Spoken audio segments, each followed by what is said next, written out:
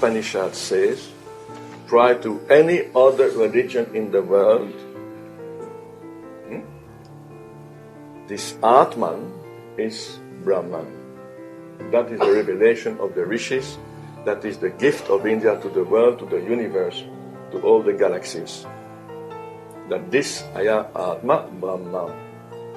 This Atman is actually Brahman. This Atman means awareness, is pure awareness. Disassociated from all the objects that appear in it, that pure awareness is actually Brahman in essence. It is one and the same.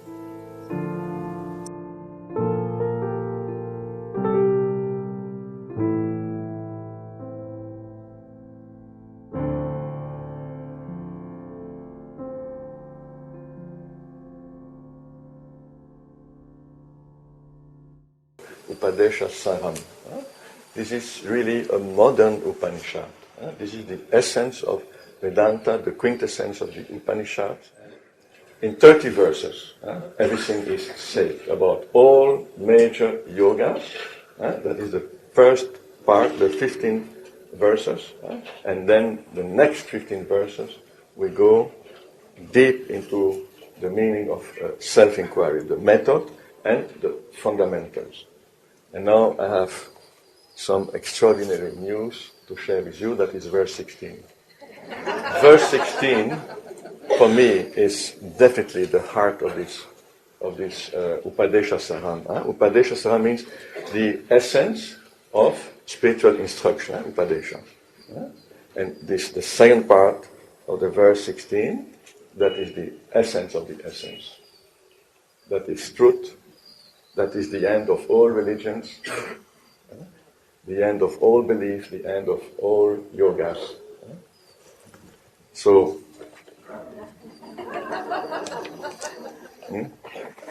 a little background again, for those who have come for the first time. These 30 verses were composed by Sri Ramana in Tamil, in his mother tongue, at the request of his closest disciple, Sri Muruganar.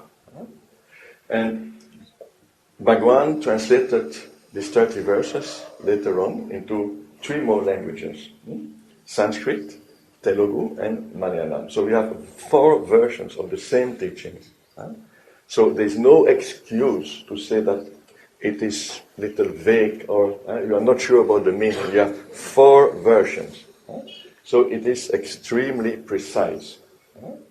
And it's rare to have 4 versions written by the same author.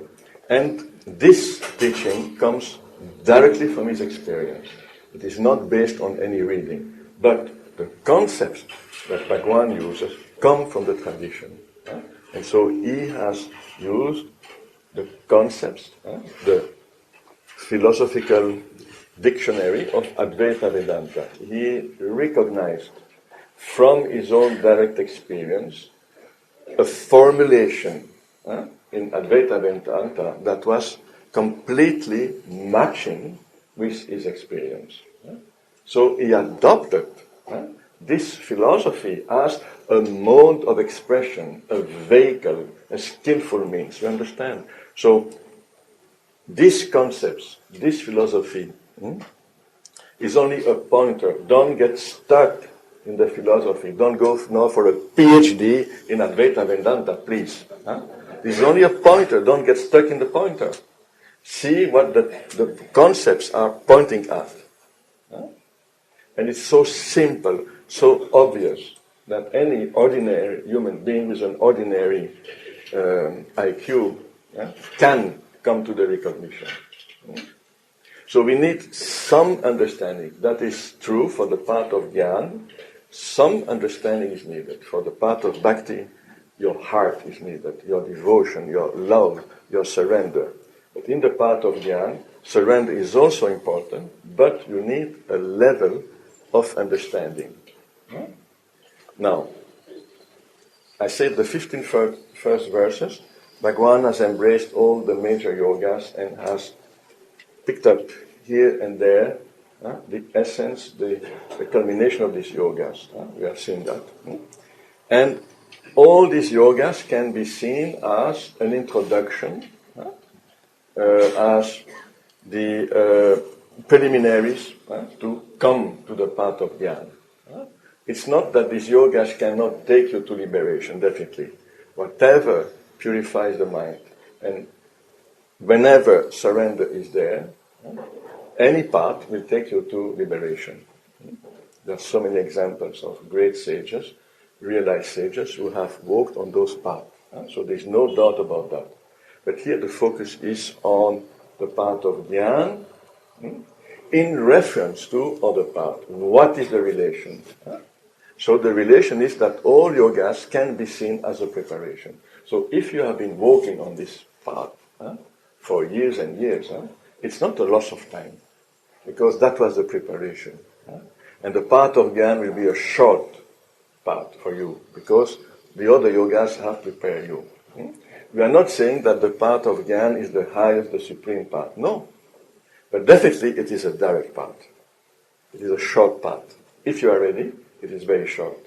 Because the moment you hear it, the same moment you awake to what you are. Because you are that already. If you were not that, if you had to attain it, it will be a long journey. Because you are that already, it is already attained. You can only attain that which is already attained. Praptasya prapti. And so this is the essence of the path of Jnana and of Vedanta. Just remember what you are. Be quiet, be still, and see what you are. You don't have to do anything. You don't have to reach anywhere.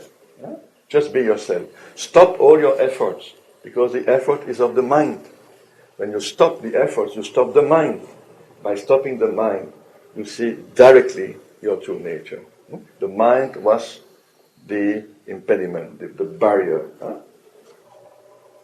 If one's attention is turned away from external objects of sense, clear so far? And focused on the light of the self, we will see what the Sanskrit says. That is the true vision of reality. So, the second line, I would like to tell you about the Sanskrit. Chitva darshan. So darshan means the vision, but you see, it's not just the vision. Darshan is also the knowing through the vision. Atma darshan is the vision of Atman, of the self, but it means also self-knowledge. So here it said chitva. Chit, we know chit. Sat chit. Chit stands for the absolute consciousness. Chitva, chit plus tva, means the nature or the essence of what is consciousness. Chitva, tva, the nature, the essence of consciousness. So now the darshan of chitva, that means the darshan of, literally, I'm giving you a literal reading now, the darshan of chitva, the nature of consciousness. What is that? It is the darshan, tattva darshan. Tat, that means that is that, you see. Tat in Sanskrit is that. That means that ultimate reality.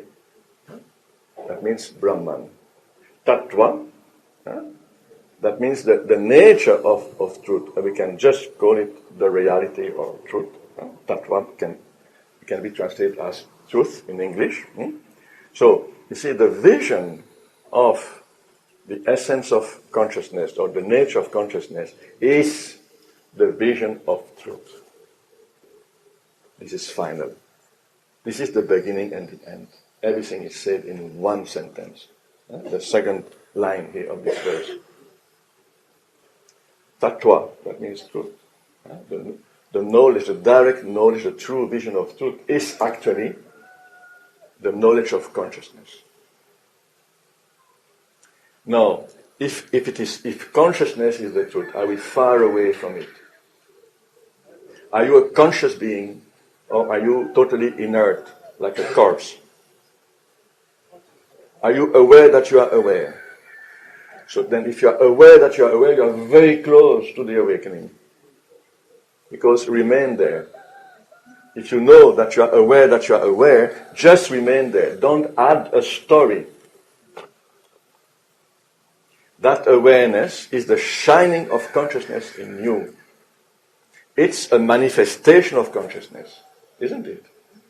What kind of manifestation? What kind of expression is it? Energy. You see, spanda, vibration. It is there in the first philosophical text we have of Advaita Vedanta, written by Gaudapada in the Karika of Mandukya Upanishad, spanda. And some other schools have developed that notion of the universe as the vibration of consciousness. So all what you see is the energetical vibration of consciousness.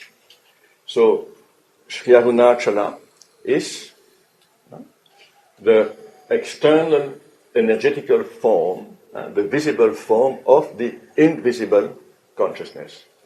It is the form of the formless. And it is the same for everything. Every form that we perceive is the form of the formless.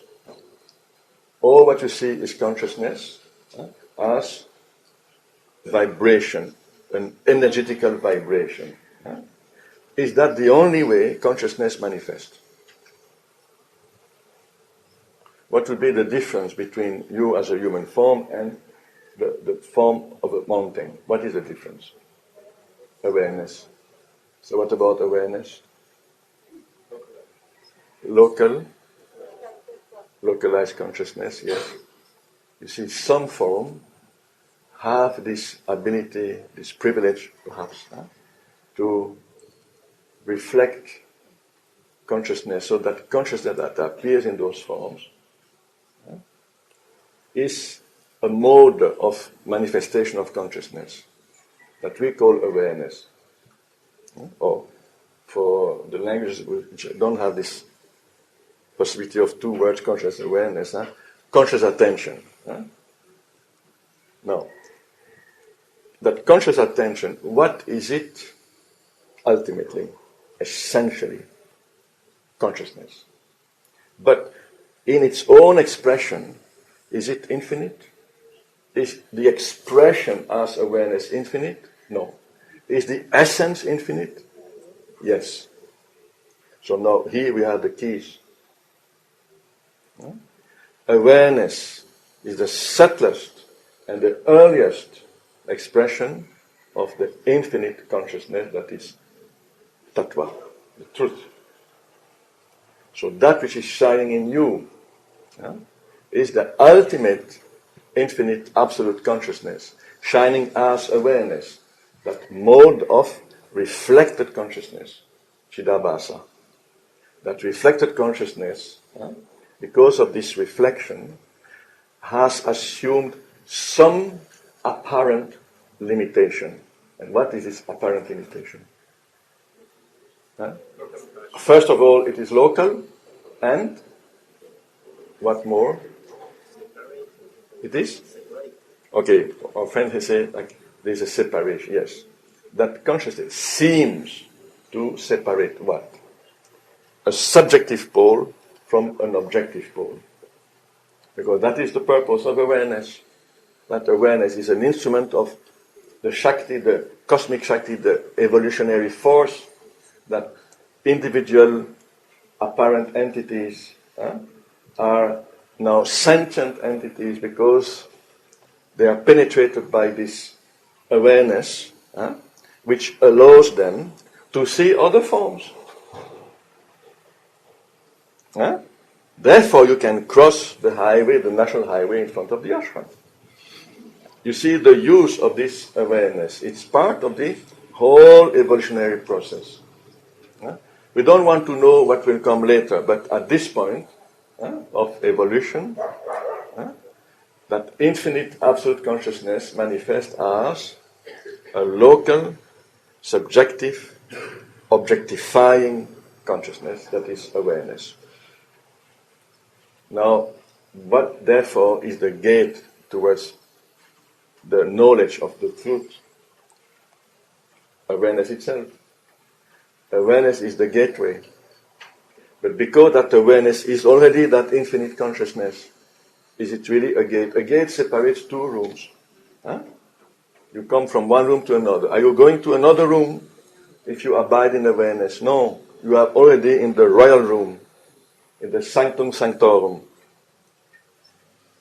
So, you see, when we say Atman, there is two aspects that are usually overlooked.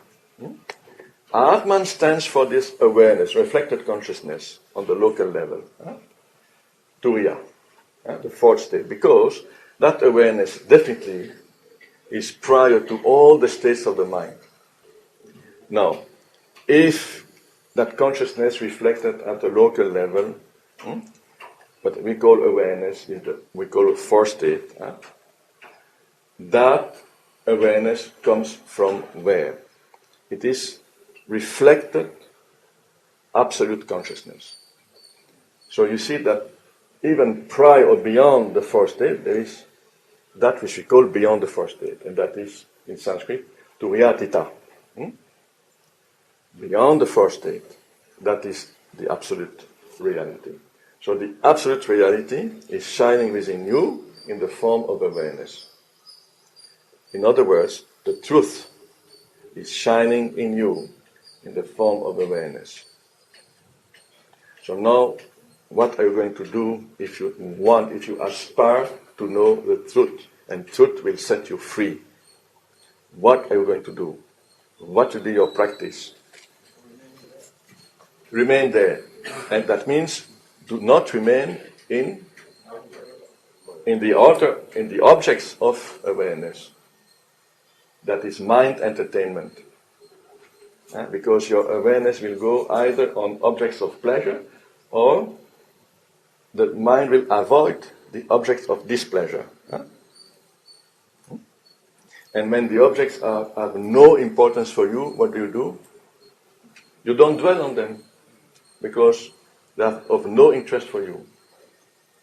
So these objects are not a problem. The objects that are a problem are those towards whom you feel attraction, desire, and those who feel aversion or fear. These are the problem. So we need a little practice to come out of this entanglement.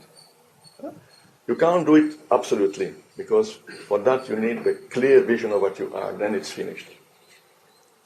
But to come to a state of recollection, tranquility, so that you can't be disturbed anymore with the objects of senses, desire and fear, then you need a level of shamatha, tranquility. That is a must. In all yogas, this level of calmness, quietness of mind is fundamental. So you see that exploration of this awareness is the most direct path. And it is the fastest. Why? Because there is no distance. The moment you dwell in awareness, you have arrived. No distance, no journey. We are speaking here in the journey of a moment. A true moment of complete dispassion, desirelessness and fearless. A moment of complete understanding that I am that. Recognition. And it's all over. The whole dream, the illusion is over. The illusion of being a human being in the so-called world. It was never there. It was a complete imagination appearing in the mind. We are not saying that not saying that the world is not relatively there. So we say mithya. You can't say it is real because it's all the time moving, it is impermanent, and in Vedantic philosophy is real what never changes, but is ever obvious and ever present. But what you perceive is a flow of energy that ever changing, so it cannot be the real, but it can also not be completely unreal, because uh, yeah, the world is a reality with a small r that you experience, and it can be extremely painful. So you cannot say that it is not there. So it is in between. It is what we call Maya, and we have a term. It is properly indescribable. It doesn't fit with any category. It is neither real nor unreal. So that is, we call in Sanskrit, Anirvachanya. Anirvachanya. It is indescribable. It is unspeakable. You can't come to a conclusion. It is, in a way, uncategorizable.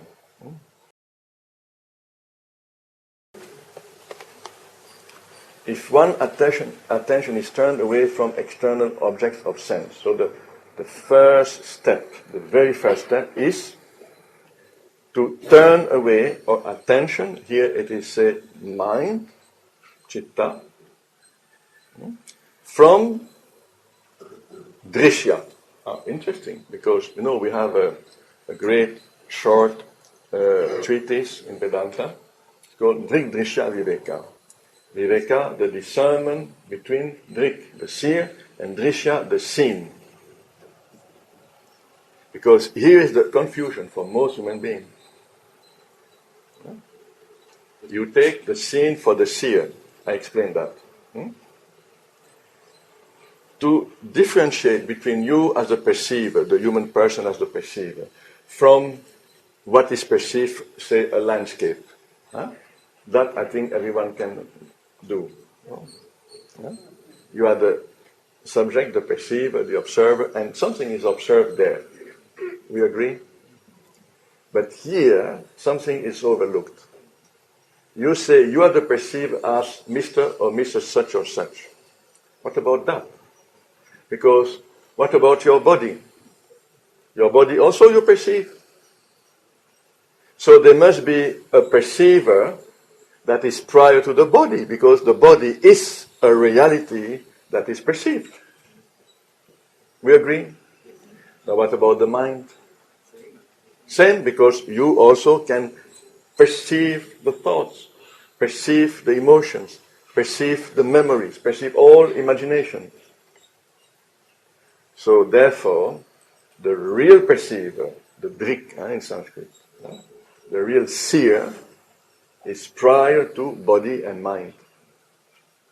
So there is a perceiver that sees mind, body, and the so-called world, the outer world, as the seen, the object, the objective reality, the perceivable reality. So then what is that which perceives? What is ultimately the drik, the seer? Awareness. It is precisely Turiya, the awareness. Because awareness is not an object. So all awareness is meant for is to objectify these objects, the perceivable objects. That is the role of awareness as part of the evolutionary unfoldment. So that awareness is the ultimate seer in you. So now this is a technique to come to abide in the seer, that means awareness, by proceeding with this differentiation, distinction, discernment, viveka. Vivek we pronounce. The viveka between drik and drishya, the seer and the seen. If you all the time differentiate the seen from the seer, you are actually coming down and down and down, deeper and deeper and deeper. So this is the method of neti-neti. Whatever you see, whatever appears in awareness is the seen, cannot be the seer, because you see it. It is easy for he, she, it. Easy for you. So the third person, the second person, it is the seen. What about the first person, the I? Is the I the seer or the I is the seen? It depends, yes. But in common terms, when we say I, because the I never comes alone. I is full of attributes, conscious or subconscious. So the I is actually seen in our awareness. So now in Sanskrit, aham. I is aham. So that aham is usually the subject of all our sentences, an individual aham, a personal aham. Now, if you remove all the seen from this aham, you come to a deeper, a subtler aham, which has no attributes. And that is, now you understand the pure aham, the I, aham, aham. And this pure I, because it reveals already itself to you, sparkling, that is the aham spurana. So, the true I, aham, aham. The aham, the I that is prior to the individual I. That means the true center of your pure conscious subjectivity. We follow? And that is what? The self. You are the subjectivity. You are not the objects which appear in your subjectivity. So you have to go in the deeper and deeper and deeper aham. So that investigation, that exploration, that is what self-inquiry is in essence. That is the essence of self-inquiry. If one's attention is turned away from external objects of sense, that is the first step, what happens?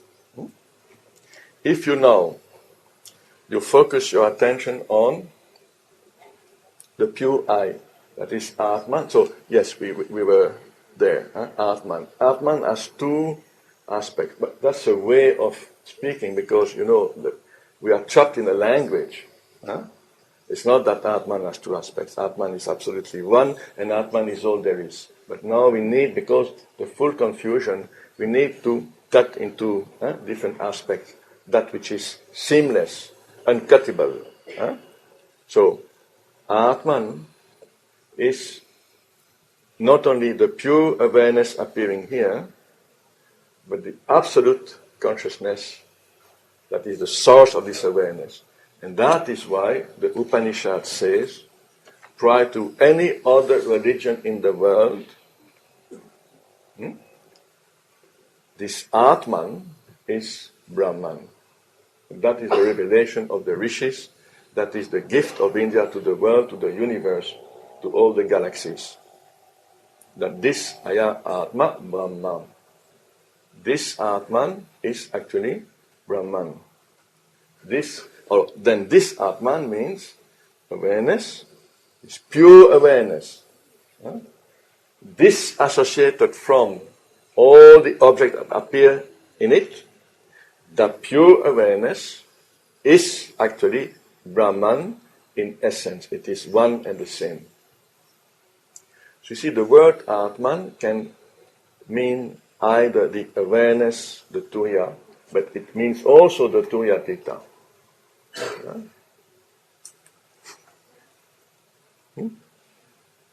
Both. Atman is Brahman. You cannot dissociate because, you see, in reality, there is no Brahman and Atman. These are only categories for the mind that is in a state of confusion. Moreover, when it is all realized, you cannot touch these concepts because their mission is over. Their mission were only to take you from confusion, from ignorance. After that, it is the end of all concepts. After that, it is Mona. The deep silence is the silence of realization. There is nothing you can say. Yet, to assist the liberation from this confusion, we need those temporary concepts.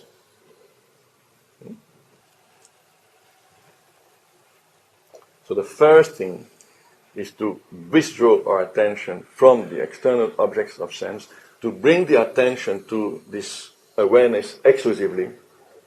And if you focus that attention towards the origin means your conscious subjectivity, Atman.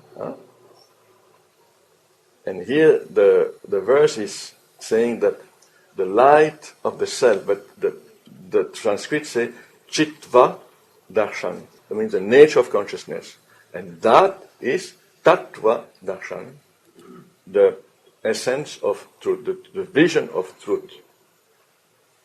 So bringing your attention to your true self is the darshan of the absolute consciousness, which is the darshan, the knowing of truth. You see how important it is? That is a Mahavakya.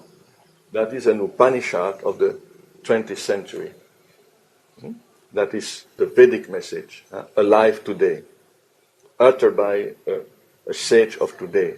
The rishis are not only of yore, the rishis are among us. This is a contemporary Upanishad, and it has been seen as such, as I mentioned yesterday, by most of the great masters and teachers of Vedanta. So what you are is the ultimate Drik. That is what? The Atman shining here, that is the Sakshi Chaitanya, the witnessing consciousness. That is exactly what Atman is at the local level. Sakshi Chaitanya, you are the Sakshi, the conscious Sakshi, the witness. That Sakshi, that pure witnessing consciousness, is a reflection of the absolute consciousness. So, coming to the and dwelling in that Sakshi Chaitanya, automatically you come to know that Chit, absolute consciousness, which is Tat, that means truth. So you see that here we have the essentials or the fundamentals of Atma Vichara.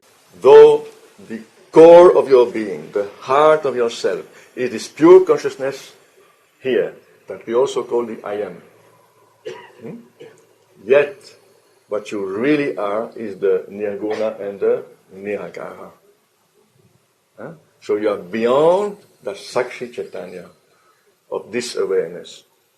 Or Sakshita, which is Sakshita of this awareness. You are beyond the witnesshood. That witnesshood of the consciousness at the local level is just an instrument of the absolute, of life, of the manifestation, of the Saguna. It's just an instrument. What you are is the Nirguna. So you are beyond the Sakshi. You are prior to the I am. Okay? But the I am is again the gateless gate. Gateless because you are there already in your true nature. But now you have to recognize that you are even prior to the I am. I think today one verse was enough. We need to digest.